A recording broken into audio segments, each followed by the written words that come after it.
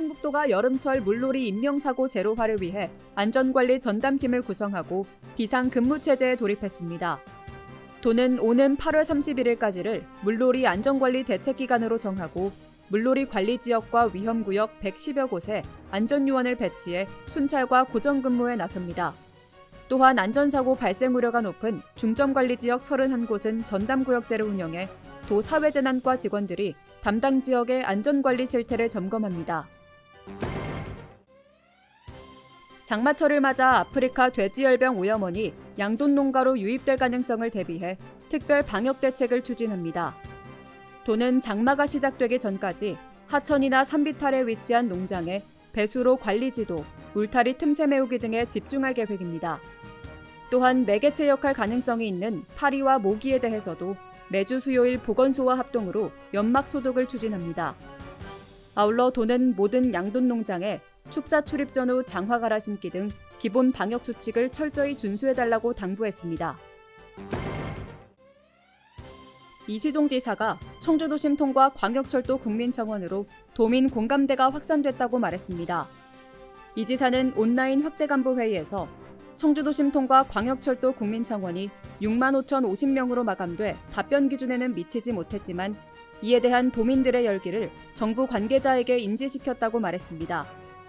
또한 지난 21일 있었던 한미 정상회담에서 그동안 충북도가 주장한 반도체, 배터리, 전기차 분야가 다뤄진 것은 매우 고무적인 일이라며 이 분야에 대한 충북의 방향을 정상회담 분위기에 맞추도록 검토할 것을 지시했습니다. 한편 2027 유니버시아드 대회와 관련해서는 진행 일정이 촉박하므로 신청 준비를 차질 없이 준비할 것을 주문했습니다. 충북도와 주식회사 에코프로가 도지사 집무실에서 저소득 가정의 건강한 육아를 응원하기 위한 출산 축하용품 전달식을 했습니다. 주식회사 에코프로는 육아에 꼭 필요한 용품으로 구성된 3,600만 원 상당의 마더박스를 임직원들이 직접 포장해 전달했습니다. 이날 전달된 마더박스는 초록우산 어린이재단 충북지역 본부를 통해 도내 120세대 저소득 가정에 전달할 예정입니다. 정부의 부동산 공시가격 현실화 정책으로 충북 평균 공시지가가 지난해보다 2배 이상 올랐습니다. 도가 발표한 올해 1월 1일 기준 개별 공시지가에 따르면 도내 평균 변동률은 8.43%로 지난해 평균이 4%보다 2배 이상 증가했습니다.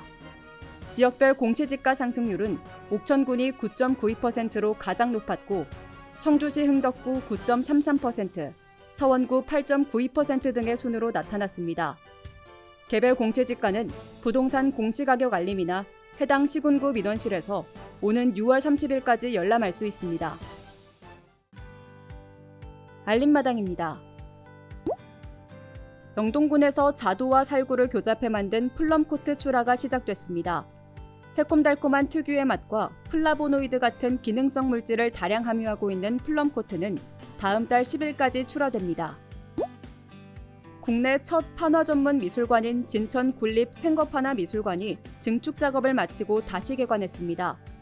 새 전시관을 건축한 미술관은 재개관을 기념해 오는 9월 5일까지 국내 22명의 작가가 그린 판화를 주제로 전시회를 진행합니다. 제천시가 치매 환자가 있는 가정에 홈캠을 무료로 지원합니다.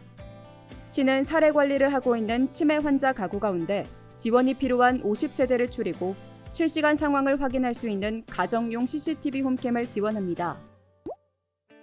100년 전 청주 지역 양반가 음식을 맛볼 수 있는 반찬 등속 음식 감상회가 초정행궁에서 열립니다.